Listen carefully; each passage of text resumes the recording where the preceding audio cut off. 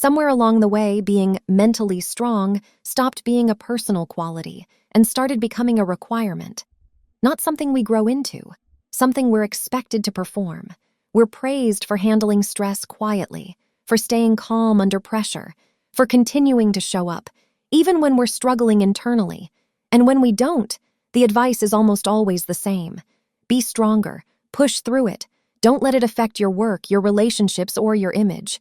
But here's what rarely gets said out loud. Always being mentally strong doesn't make you resilient. It often makes you emotionally distant from yourself. Mental strength was never meant to look like emotional silence. It was never meant to mean ignoring fear, sadness, or overwhelm. Yet many of us have learned to function that way. We downplay our emotions. We keep going when we're clearly exhausted. We convince ourselves that rest is something we earn, not something we need. And over time, that pressure starts to show up in quiet ways. You feel tired even after doing very little.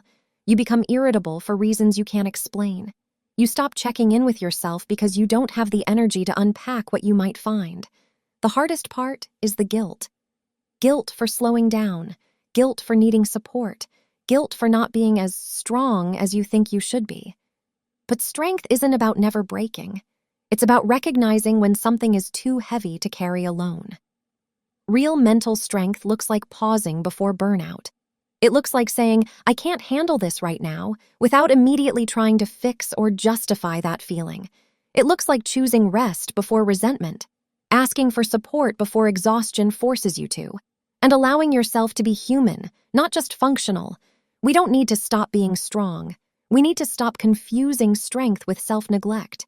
Because constantly proving that you're okay eventually costs more than admitting that you're not. You're not weak for feeling deeply. You're not behind for needing time. And you're not failing because you're learning your limits. Mental strength isn't about enduring everything silently.